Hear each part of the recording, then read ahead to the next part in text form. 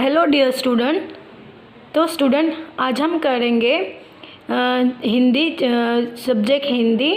हमने हिंदी में ए तक की मात्रा हमने कर ली थी। ए तक की मात्रा।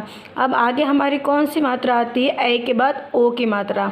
जैसे हम स्वर पढ़ते हैं ना, अ आ ई ऊ ए।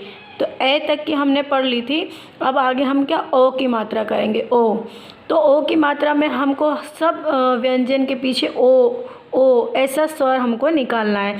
जैसे ख पे ओ की मात्रा होगी तो खो, क पे होगी तो को, ग पे होगी तो गो, ऐसे ओ का हमको साउंड निकालना है। तो सबसे पहले यहाँ पे क्या है? ख र, ग पे ओ की मात्रा गो, श क्या हो गया? खरगोश। ये हमने जोड़ के, ये हमने मिला के यहाँ पे लिखा। फिर त पे ओ की मात्रा तो, त पे आ की मात्रा ता, क्या हो गया? तो ता। फिर ये है पढ़ो।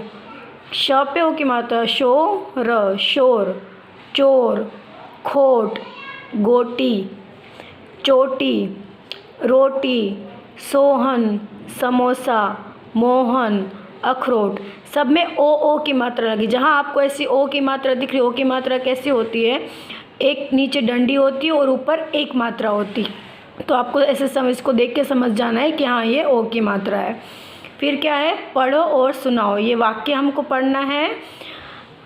एक था जोकर उसने एक टोपी पहनी थी। एक दिन जोकर साइकिल चला रहा था।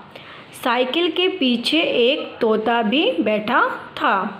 तभी एक खरगोश भागता हुआ आया। भागते खरगोश को देखकर जोकर घबरा गया। जोकर जी साइकिल से गिरे धड़ाम। टोपी इधर, साइकिल से उधर। तब घोड़ा दादा आए, जोकर को उठाया और दवा लगाई। तो एक छोटा सा ये पैराग्राफ है, आपको उसको पढ़ना है।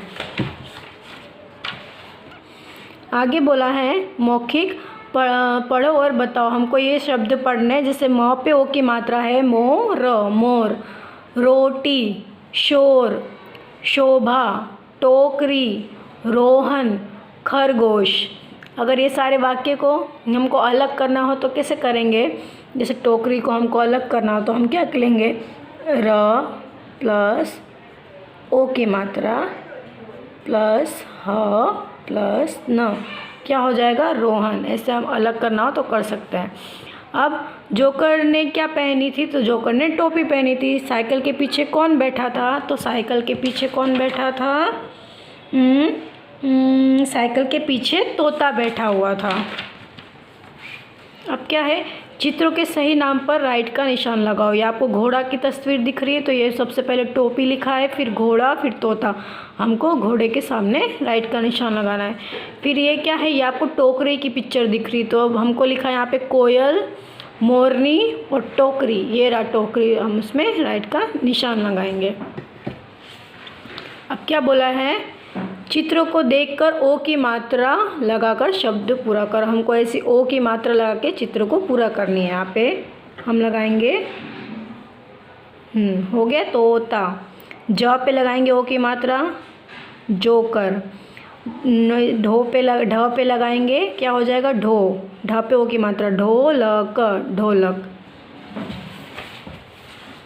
अब क्या बोला है आगे? समान लय वाले शब्द को मिलाकर लिखो। जो समान लय वाले हैं उनको शब्द को मिला के लिखना है। तो समान लय वाले किसे बोलते हैं? जिसका बोलने में जो स्वर है वो एक जैसा निकलता हो। जैसे आपने हिंदी में वो राइमिंग वर्ड्स पढ़े ना, राइमिंग वर्ड्स का जो साउंड होता है वो सेम होता है। तो वैसे हिंदी में भी उसे क्या बोलते हैं? समान लय वाले। जो बोलने में हमको एक जैसा शब्द लिखे, उस पर हमको मिलान करना है। जैसे यहाँ पे क्या है? मोर, शोर, घोड़ा, मोड़ा। लास्ट का जो अक्षर है वो सेम होगा। ढोल, खोल, रोटी, मोटी।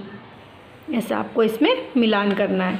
फिर अक्षरों को मिलाकर लिखो। हमको अक्षर को मिलाकर लिखना है। यहाँ पे च पे ओ की मात्रा चो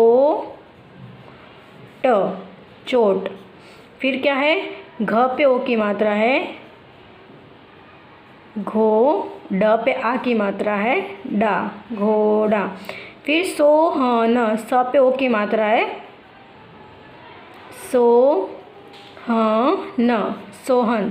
फिर क्या है, समोसा, पहले स लिखेंगे, म पे ओ की मात्रा है, मो, स पे आ की मात्रा, सा, समोसा। ऐसे आपको अक्षर को मिला के लिखना है। अगर यही अक्षरों को आपको अलग करना है तो आप ऐसे करोगे।